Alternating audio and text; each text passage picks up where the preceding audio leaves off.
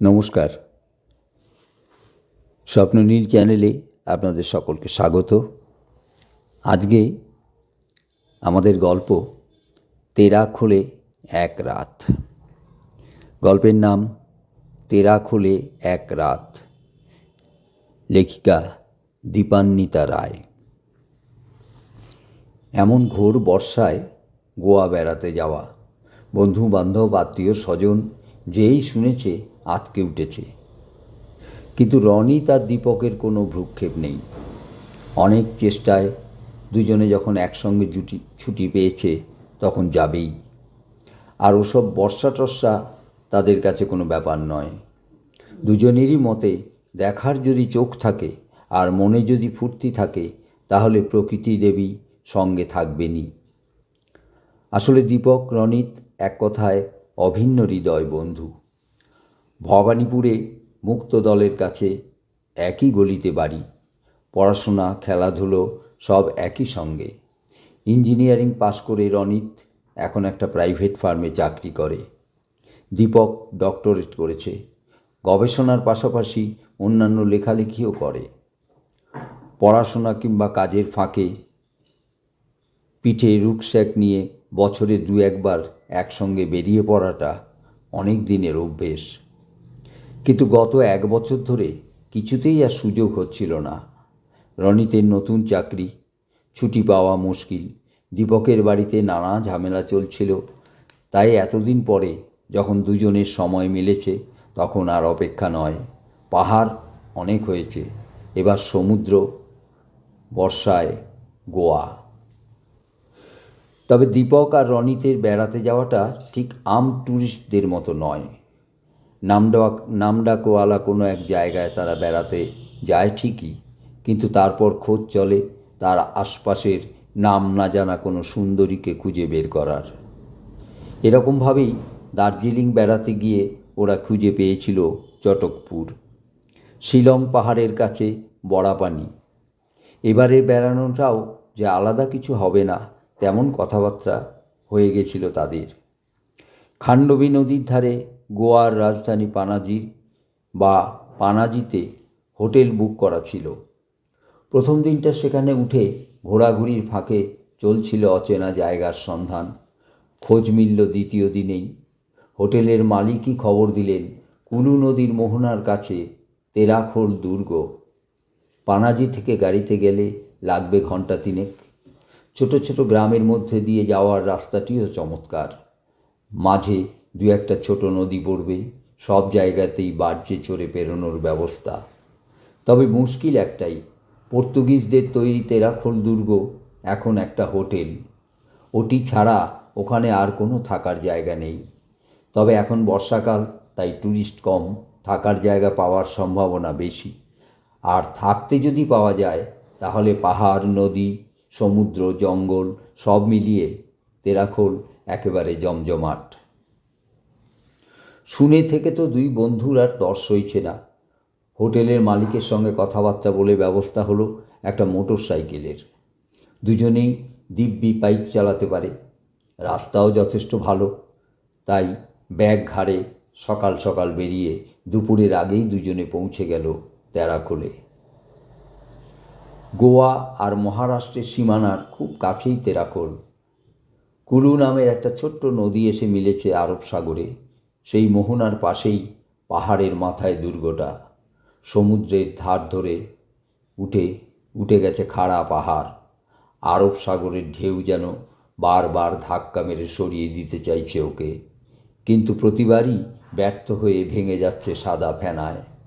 পাহাড়ের মাথায় ঠিক রাজার মুকুটের মতো বসে আছে তেরাখোল। কুলু নদীর ধারে বার্জের জন্য অপেক্ষা করতে করতে দূর থেকে দুর্গটিকে দেখে দারুণ পছন্দ হয়ে গেল রনি আর দীপক দুজনেরই। ভাগ্য ভালো, হোটেলের রিসেপশনে গিয়ে শোনা গেল একটি মাত্র ঘর খালি আছে, তবে সেটা সমুদ্রের দিকে নয়, পেছনের দিকে, মানে জঙ্গলের দিকে। তাই চটপট সইসাবুত সেরে দুজনে চলল ঘরের দিকে। হোটেলের ভেতরটা ভারী অন্যরকম। দুর্গের স্বাভাবিক গঠন যতখানি সম্ভব না বদলে ব্যবস্থা হয়েছে অতিথিদের থাকার, তাই সরু সরু গলি, বাঁক, খাড়া সিঁড়ি সবই আছে। আবার আধুনিক সুযোগ সুবিধাও কোনো অভাব নেই। সব মিলিয়ে বেশ একটা রোমাঞ্চকর ভাব। ঘর দেখেও দিব্যি পছন্দ হলো তাদের। সমুদ্র দেখা যায় না ঠিকই, কিন্তু জানালা খুললেই চোখে পড়ে দুর্গ প্রাচীর, তার ওপাশে ঘন জঙ্গল। জিনিসপত্র নিয়ে এসেছিল যে ছেলেটি, সে অবশ্য বলল, জঙ্গল গভীর হলেও হিংস্র জন্তু জানোয়ারের কিছু নেই এখানে। ওপাশে মারাঠি গ্রাম আছে, সেখানকার লোকজন এই জঙ্গলের পথ দিয়েই যাতায়াত করে। হাত মুখ ধুয়ে একটু ফ্রেশ হয়ে নিয়ে বেরিয়ে পড়ার ইচ্ছে ছিল, কিন্তু আকাশ ভেঙে নামল বৃষ্টি। একটা বেলা পুরো মাটি। বিকেল নাগাদ বৃষ্টি থামলে বেরোলো দুজনে। পায়ে হেঁটে একটু ঘুরে আসার ইচ্ছে, বিশেষ করে সমুদ্রের ধারটা। পাহাড়ি পথের বাঁক বেয়ে কিছু দূর নামতেই দেখে পাথরের ওপর বসে আছে এক বুড়ো। পরনে তাপ্পি মারা জামা আর ঢোলা প্যান্ট, মাথায় টুপি। তাদের দুজনকে দেখেই সে মাথার টুপিটা নামিয়ে পরিষ্কার ইংরেজিতে বলল, আমাকে যদি 5টা টাকা দাও, তাহলে আমি তোমাদের একটা সুন্দর গোয়ান কবিতা শোনাতে পারি।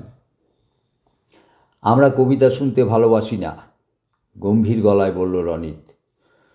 10 টাকা দিলে আমি একটা চমৎকার গোয়ান গান শোনাতে পারি।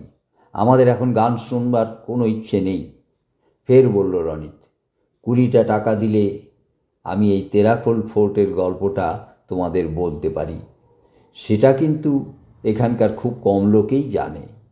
রনিত ফের কি একটা বলতে যাচ্ছিল, কিন্তু দীপকের ততক্ষণে মজা লেগেছে। সে হেসে ফেলে বলল, ঠিক আছে ঠিক আছে, গল্পটা আমরা শুনব, 20টা টাকাও দেব, কিন্তু এখানে দাঁড়িয়ে দাঁড়িয়ে গল্প শুনতে হবে কি? না না, তা কেন, গম্ভীরভাবে বলল বুড়ো। আমরা সমুদ্রের ধারে গিয়ে বসতে পারি, সেখানে বসেই গল্প বলবো। বুড়োর পেছন পেছন নামতে নামতে রনিত বলল, কি যে করিস না তুই, এখন বসে বসে বুড়োর গাঁজাখুরি গল্প শুনতে হবে। 20টা টাকাও গচ্ছা, আর গল্প তো গল্পই। শুনতে দোষ কি আছে?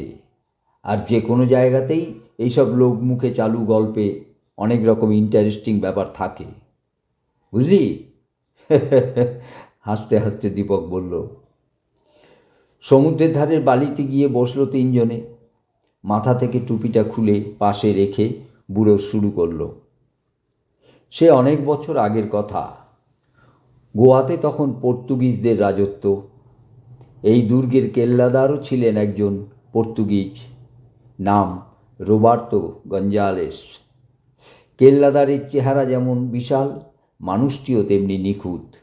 দুর্গের চাকর বাকর, সিপাহী শান্ত্রী সবাই তাকে জমের মতো ভয় করত। কথায় কথায় চড় থাপ্পড় মারতে, চাবুক চালাতে তার জুড়ি ছিল না। কেল্লাদারের অত্যাচার থেকে রেহাই পেতে আশপাশের গ্রামের লোকজনও ভীত ছিল। সৈন্য সামন্ত নিয়ে গ্রাম লুট করা ছিল তার কাছে খুবই আমোদের ব্যাপার। এই কেল্লাতেই থাকত দামিনিক রোবার্তো। ফর্সা ছিপছিপে মানুষটির মনটি ছিল ভারী ভালো। কেল্লায় চাকর বাকর থেকে শুরু করে সিপাহী শান্ত্রী সবাই ভালোবাসত তাকে, আর সেই জন্যই গঞ্জালেস দু চক্ষে দেখতে পারত না ওই রোবার্তোকে। কিন্তু কিছু বলতেও সাহস পেত না, কারণ রোবার্তো ছিল চিকিৎসক। নানা রকম ওষুধ বিশুধ জানত সে। তখনকার দিনে যুদ্ধ বিগ্রহ লেগেই থাকতো, তাই কাটা ছেঁড়া হতোই। তাছাড়া জঙ্গলে জায়গা, অসুখ বিসুখও হতো নানা রকম। কেল্লায় একজন ডাক্তার থাকাটা জরুরি ছিল, তাই অপছন্দ করলেও রোবার্তোকে কেল্লা থেকে তাড়িয়ে দিতে পারত না গঞ্জালেস। রোবার্তো মাঝে মাঝেই জঙ্গল পেরিয়ে আশপাশের মারাঠি গ্রামে ঘুরতে যেত। কাছেই কুন্ডা নামের গ্রামে থাকত এক বুড়ো কবিরাজ, তার সঙ্গে দিব্যি ভাব ছিল রোবার্তোর। বুড়ো তাকে গাছগাছড়া থেকে নানা রকম ওষুধ তৈরি করতে শেখায়। সেই কুন্ডা গ্রামেরই ছেলে শিবাও ছিল রোবার্তোর খুব বন্ধু। দুজনে একসঙ্গে বেড়াতো, তরোয়াল খেলতো, লাঠি খেলতো। শিবার বোন কুঙ্কু রোবার্তোর জন্য চমৎকার একখানা পাগড়ি বানিয়ে দিয়েছিল। সেটা পরে রোবার্তো যেদিন কেল্লায় ফিরল, সেদিন অন্যরা হাসি তামাশা করলেও গঞ্জালেস কিন্তু রেগেছিল খুব। দেশি মানুষদের সঙ্গে এরকম ভাবসাব গঞ্জালেস একটুও পছন্দ করত না। বিশেষত শিবা তো ছিল তার দুচক্ষের বিষ। তখন থেকেই সুযোগ খুঁজছিল গঞ্জালেস। একদিন রোবার্তো শহরে গেছে, ফিরতে তার রাত হবে। সেই সুযোগে নিজের সঙ্গী সাথীদের নিয়ে গঞ্জালেস গিয়ে হানা দিল কুন্ডা গ্রামে। তাদের লুটপাট চালাতে দেখে তরোয়াল নিয়ে তেড়ে এলো শিবা। গঞ্জালেসের সান্ত্রীরা ছিল সংখ্যায় অনেক বেশি, তাই খুব সহজেই তারা শিবাকে বন্দি করে নিয়ে এলো কেল্লায়। গঞ্জালেস জানিয়ে দিল পরদিন সকালে ফাঁসি হবে শিবার। সন্ধ্যায় কেল্লা ফিরে সব কথা শুনে চমকে উঠল রোবার্তো। গঞ্জালেসের কাছে গিয়ে শিবাকে ছেড়ে দেওয়ার জন্য অনেক অনুনয় বিনয়ও করল, কিন্তু গঞ্জালেস সাপ জানিয়ে দিল শিবাকে ফাঁসি সে দেবেই। রাত বাড়ছে, নিজের ঘরে ছটফট করছে রোবার্তো। কি করে বন্ধুকে বাঁচাবে সে? গল্পের মধ্যে এমনভাবে ডুবে গেছিল দুই বন্ধু যে কখন একটা হাতির পালের মতো বিশাল মেঘের দল ঠিক মাথার ওপর এসে হাজির হয়েছে বুঝতেই পারেনি। বুড়ো কিন্তু ঠিক খেয়াল করেছে। টুক করে টুপিটা মাথায় পড়ে লাফ দিয়ে উঠে বলল, তাড়াতাড়ি পা চালিয়ে হোটেলে ফেরো, নইলে এক্ষুনি ভিজে চুপ্পুর হয়ে যাবে। কিন্তু গল্পের শেষটা শোনা হলো না তো। অবাক হয়ে বলল রনিত। ততক্ষণে পা চালিয়ে বেশ খানিকটা এগিয়ে গেছে বুড়ো। থেমে পড়ে কীরকম একটা অদ্ভুত হেসে বলল, তোমরাও তো দুই বন্ধুই আছো। আজ রাতে নিজেদের মতো করে শেষটা ভাবো। কাল সকালে আমি বরং শুনে দেখব গল্পের সঙ্গে মেলে কি না। প্রায় ছুটতে ছুটতে হোটেলে ফিরতে না ফিরতেই বৃষ্টি নামলো মুষলধারে। বৃষ্টির মধ্যেই আস্তে আস্তে নিভে এলো দিনের আলো, আর অন্ধকার একটু গাঢ় হতেই বন্ধ হয়ে গেল বিদ্যুৎ সরবরাহ। হোটেলে অবশ্য নিজস্ব জেনারেটর আছে, সেটি চালু হতে কিছু আলো জ্বলল। তবে একটু পরেই ঘরে ঘরে হোটেলের বেয়ারারা গিয়ে বলে এলো, এরকম বৃষ্টি বাদলার কারেন্ট চলে গেলে সাধারণত আর মাঝরাতে ফেরে না। কিন্তু সেক্ষেত্রে তো আর সারা রাত জেনারেটর চালু রাখা যাবে না, তাই রাতের খাওয়া সেরে নিতে হবে তাড়াতাড়ি। সবাই খেয়ে দিয়ে নিজের ঘরে চলে গেলে জেনারেটর বন্ধ করে দেওয়া হবে। হোটেলের ডাইনিং হলে সব অতিথিদের ডিনার হয়ে গেল রাত 10টার মধ্যেই। ঘরে ফিরে জুত করে বসল দীপক আর রনিত। জেনারেটর বন্ধ হয়ে গেছে, ঘর অন্ধকার। মস্ত খোলা জানালার ওপাশে আরও নিশ্ছিদ্র অন্ধকার জঙ্গল। তবে গরম নেই মোটেই। বৃষ্টি ভেজা হাওয়ায় কেমন একটা শীত শীত ভাব। হঠাৎ দীপক বলে উঠল, আশপাশটা দেখে কেমন মনে হচ্ছে না আমরা সেই গঞ্জালেস আর রোবার্তোর সময়ে ফিরে গেছি? যা বলেছিস, হাসতে হাসতে বলল রনিত। মনে হচ্ছে যেন ওই জঙ্গলের ওপাশেই কুন্ডা গ্রাম। কুপি জ্বলছে, শিবা আর কুঙ্কু শোবার আয়োজন করছে। বুড়ো কিন্তু গল্প বলে ভালো। আমার কিন্তু একটু অদ্ভুত লাগছিল। বুড়োর কথাবার্তায় কেমন যেন একটা রহস্যের ভাব আছে, যেন সবটা বলছে না, কিছু কথা চেপে রাখছে। দীপকের কথা শুনে রনিত বলল, ওটা তো টাকা নেওয়ার কৌশল। কাল দেখবি শেষটা বলার জন্য আবার টাকা চাইবে, আর টাকা যখন দিতেই হবে তখন আমরা আর কষ্ট করে কেন ভাবব? তার থেকে চল এখন শুয়ে পড়ি, কাল ভোরে উঠে বেরোবো। রাত তখন কটা বাজে জানা নেই।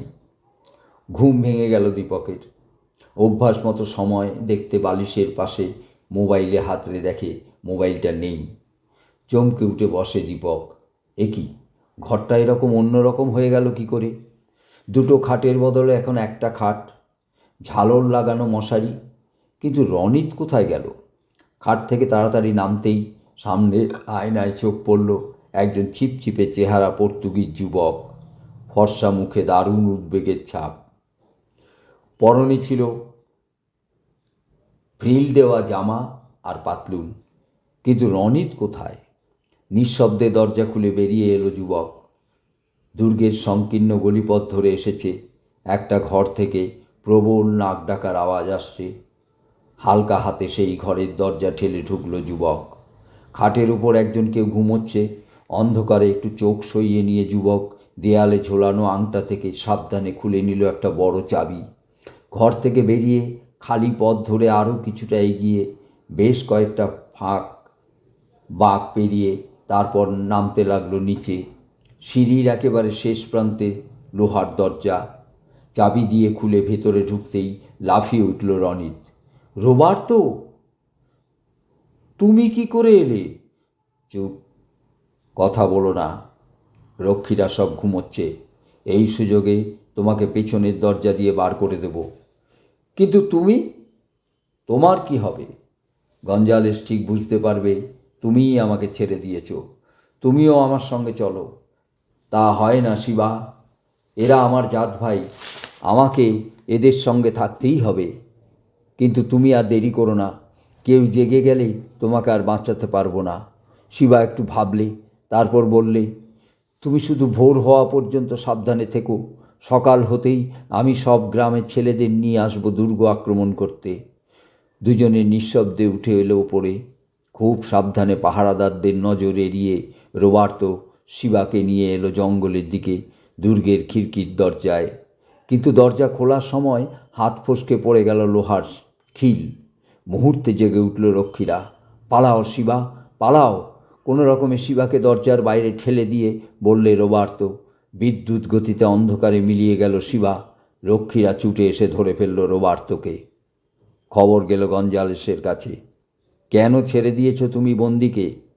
ক্রূর হেসে জানতে চাইল গঞ্জালেস। তার নিষ্ঠুর মুখের দিকে তাকিয়ে রোবার্তো বলল, ও আমার বন্ধু। তুমি ওকে অন্যায়ভাবে আটকে রেখেছিলে। কেল্লাদারের আদেশ অমান্য করেছ তুমি। তোমার শাস্তি মৃত্যু। কাল সকালে সূর্যোদয়ের সঙ্গে সঙ্গেই ফাঁসি কাঠে ঝোলানো হবে রোবার্তোকে, হুকুম দিয়ে চলে গেল বিশাল দেহি গঞ্জালেস। ফাঁসি কাঠ তৈরি, হাত পা বেঁধে দাঁড় করিয়ে রাখা হয়েছে রোবার্তোকে। পূবের আকাশ আস্তে আস্তে লাল হচ্ছে। আর বেশিক্ষণ নয়, বুঝতে পারছে দীপক। সূর্য উঠলেই গঞ্জালেসের হুকুম তামিল হবে। কিন্তু দুর্গের বাইরে কিসের অত গণ্ডগোল? কারা ভেঙে ফেলতে চাইছে মূল ফটক? রক্ষীরা দৌড়দৌড়ি করছে কেন? ধর্মর করে উঠে বসল দীপক। সকাল হয়ে গেছে। সূর্যের আলোয় ঘর ভেসে যাচ্ছে।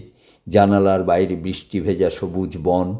পাশের খাটে বসে কীরকম যেন অস্বাভাবিকভাবে তার দিকে তাকিয়ে আছে রনিত। তুই কি কোনো স্বপ্ন দেখলি? ভাঙা গলায় জানতে চাইল দীপক। হ্যাঁ, একটু চুপ করে থেকে কেমন যেন নিশ্চিত গলায় রনিত ফের বলল, একই স্বপ্ন। বেলা বেড়েছে। আজই পানাজিতে ফিরছে দীপক আর রনিত। হোটেলের বিল চুকিয়ে বেরিয়ে পড়ল দুজনে। রনিত বাইক চালাচ্ছে, পিছনে দীপক। বাঁক ঘুরতেই পাথরে ঘষা টুপি মাথায় বুড়ো। একটুও স্পিড না কমিয়ে বেরিয়ে গেল রনিত। টুপিটা মাথা থেকে খুলে বুড়ো শুধু একটা অদ্ভুত হাসি হাসল। এখানেই গল্পটা শেষ। আমাদের গল্পটা কেমন লাগলো অবশ্যই কমেন্ট করে জানাবেন। আর